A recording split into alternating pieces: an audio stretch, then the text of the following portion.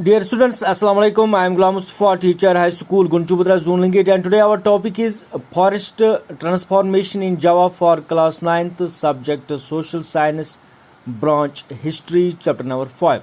Dear students, the colonial power in Indonesia were the Dutch.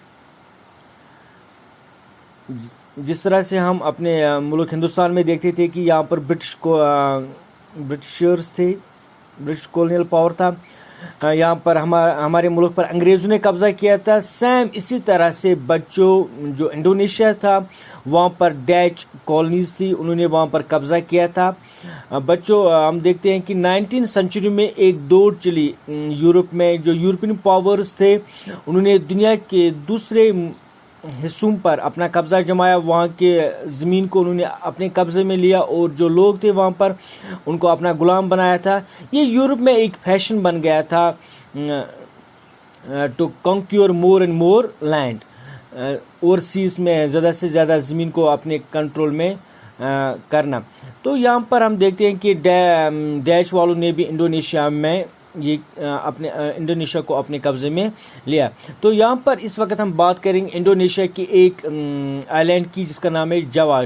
तो जावा हम देखते थे बच्चों बिफोर कॉलोनियल रूल, जावा जो था ये जंगलों से भरा पड़ा था, वहाँ पर बहुत ज़्यादा घने जंगल थे।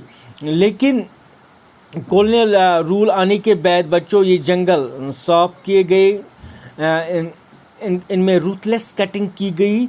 Now, Java is famous as a rice producing island in Indonesia. आज हम देखते हैं कि उस दौर में जो कॉलोनियल टाइम में जो जंगलों का कटाव जावा में किया गया था, उस वजह से आज हम देखते हैं कि जावा इंडोनेशिया का लीडिंग प्रोड्यूसर राइस में आता है। तो डियर स्टूडेंट्स आगे बढ़ते हैं। यहाँ पर हम देखते हैं there were many similarities in laws for forest control in Indonesia and India.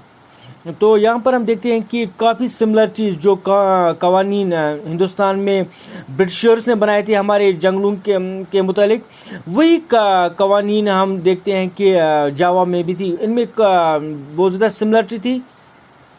जैसे कि यहाँ पर जो हमारा फॉरेस्ट डिपार्टमेंट था उन्होंने यहाँ पर बैन किया था लोकल कम्युनिटीज़ को, कि आप जंगलों में नहीं जा सकते हो, ना आप जंगलों में मेजर प्रोडक्ट्स हासिल कर सकते हो, ना माइनर प्रोडक्ट्स हासिल कर सकते हो, ना हंटिंग। इस तरह से हम देखते हैं कि जावा में भी डैच वालों ने ऐसे कवानीन पास किए थे कि जो वहाँ के जो लोकल कम्युनिटीज़ थे इन पर बैन किया गया कि आप जंगलों का इस्तेमाल नहीं कर सकते हो। जंगल जो है ये गवर्नमेंट की मिल्कियत है। अब गवर्नमेंट इन जंगलों पर गवर्नमेंट के मालिकाना हुकूक है और इनका इस्तेमाल सिर्फ गवर्नमेंट कर सकती है। तो बच्चों यहाँ पर देखते हैं कि डैच जो थे उन्होंने जब फॉरेस्ट मैनेजमेंट यहाँ पर जावा में की, तो ब्रिटिशर्स की तरह इनकी भी मांग थी, इनकी भी ज़रूरत थी बच्चों टिम्बर किस लिए, शिप बनाने के लिए। तो बच्चों यहाँ पर थोड़ा बहुत हिस्ट्री में बताने जा रहा हूँ आपको। इन 16 सेंचुरी में इन 1600 AD में हम देखेंगे तो जो जावा की जो पॉपुलेशन थी वो थी 3.4 मिलियंस। जो गांव में रहती थी वहाँ पर बहुत ज़्यादा गांव थे जो फर्टाइल प्लेन्स पर रहती थी, जिनका ख़ास काम था एग्रीकल्चर। इस तरह से दूसरी कम्युनिटीज़ वहाँ पर जो थी जिनका गुजारा था सिर्फ जो माउंटेन से जो जंगलों पर इन्हिसार करते थे और वहीं पर वो प्रैक्टिस करते शिफ्टिंग कल्टिवेशन। दो तरह के विलेजर्स जो थे जो ज़मींदारी पर इन्हिसार करते थे, दूसरा कम्युनिटीज़ जो जंगलों पर ही इन्हिसार करते थे। वहाँ पर बच्चों एक कम्युनिटी थी जिसका नाम था कलंगस, जो काफ़ी स्किल्ड थे, हुनरमंद थे, फॉरेस्ट जिनको जंगल पेड़ काटने में इनकी काफ़ी महारत थी और शिफ्टिंग कल्टिवेशन, दोनों चीज़ों में वो काफ़ी माहिर थे। तो बच्चों यहाँ पर हम देखते हैं कि वहाँ पर जो इंडोनेशिया में जावा में एक ख़ानदान जो हुकूमत करता था, उसका इस्तेमाल ये कम्युनिटी अपने बादशाह के लिए वहाँ पर लकड़ी काटते थे, पैलेस बनाने के लिए, बोट्स बनाने के लिए।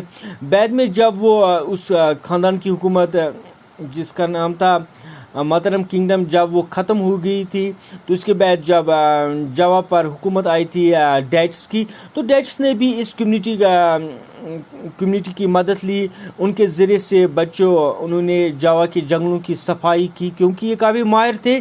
ان کی بھرپور خدمت لی گئی اور ان سے جنگلوں کا صفایا کیا گیا. وہاں پر ہم دیکھتے ہیں کہ جاوا میں بھی اس کے خلاف آوازیں لوگوں نے اٹھائی تھی, لیکن ان آوازوں کو دبا دیا گیا طاقت کے بل پر, طاقت کے زور پر ان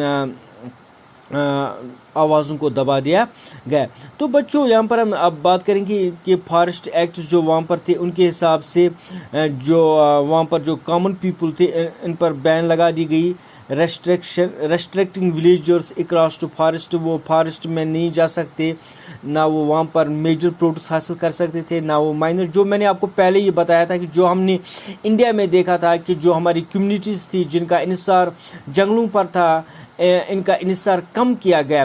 اس طرح سے ان کے ساتھ بھی ایسا کیا گیا. ولیجرز ور پنشڈ فار گریزنگ کیٹلس, اگر کوئی ولیجر جنگلوں میں اپنی مویشیوں کو لے جاتا تھا تو ان کو پنشمنٹ دی جاتی تھی. یہاں پر بالکل بھی پرمیشن نہیں تھا کہ کوئی بھی جنگل سے لکڑی کاٹے اپنے مکان بنانے کے لیے یا کسی اور چیز کے لیے جلانے کے لیے. ایون کہ یہاں پر جو فارسٹ روڈز تھے وہاں پر بھی بین لگا دی گئی عام لوگوں کو کہ وہاں پر وہ نہیں چل سکتے اپنے کیٹلس کے ساتھ یا اپنے گھوڑوں کے ساتھ یا اپنی گاڑی کے ساتھ. جو ان کے کارٹس تھے وہ ان راستوں پر نہیں چلا سکتے تھے. وجہ یہ تھی کہ جو ڈیچ سرکار تھی وہ اس ٹمبر کا, جو جاوا کے جو جنگل تھے اس کو وہاں سے جو ٹمبر حاصل کرتے تھے اس کا وہ استعمال شپ بنانے میں کرتے تھے. اور یہاں پر ہم دیکھتے ہیں کہ بچوں جب انڈیا میں ریلوے ایکسپینشن ہوا تھا, ریلوے نیٹ ورک کو پھیلایا گیا, تو اس کے لیے سلیپرز کی ضرورت پڑی تھی, ریلوے ٹریکس بچھانے کے لیے لکڑی کی ضرورت پڑی تھی. تو بہت ساری لکڑی ڈیئر اسٹوڈنٹس سلیپرز ایکسپورٹ کیے گئے جاوا سے. 2,80,000 سلیپرز ایکسپورٹ کیے گئے تھے جاوا سے, جس کے لیے مزدوروں کی ضرورت تھی کہ وہ زیادہ سے زیادہ پیڑ کاٹے جنگلوں سے اور ان کو جنگل سے نیچے لائے. اس کے لیے مزدوروں کی ضرورت تھی. اس لیے گورنمنٹ کا یہ کام تھا کہ جو لوگ تھے وہ زیادہ سے زیادہ لیبر پرووائڈ کرے گورنمنٹ کو سستے داموں پر. سم ٹائمس ان کو ایسے بھی لیا جاتا تھا ود آؤٹ ویجز. تو یہ کچھ ہوا تھا جاوا میں. تو جاوا کے لوگ جو تھے انہوں نے خاص کر اس کے خلاف بغاوت کی تھی. انڈونیشیا کے لوگوں کی بات کریں گے یہاں پر, لیکن اس بغاوت کو دبا دیا گیا. جو فارسٹ کمیونٹی سے نتیجہ یہ ہوا کہ ان کو دوسرے پروفیشنز کی تلاش کرنی پڑی. تو dear students, I hope you understand. Thank you.